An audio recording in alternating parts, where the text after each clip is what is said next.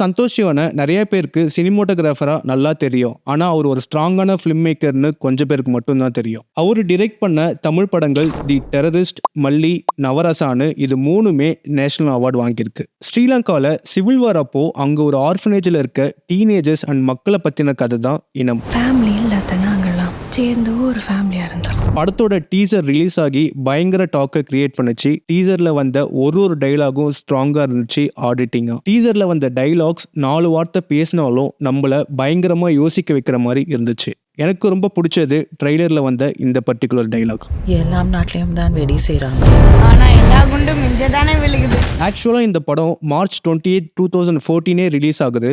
Release ஆகி 3 நாளில் இந்த படத்தை பேன் பண்ணிடுறாங்க. இதில் என்ன வேடிக்கையான விஷயம்னு பார்த்தீங்கன்னா, இந்த படம் சென்சார் பண்ணி யூ சர்டிஃபிகேட் வாங்கின ஒரு படம். யூ சர்டிஃபைடு ஆன ஒரு படத்தை 3 நாளில் டோட்டலாக பேன் பண்ணிடுறாங்க.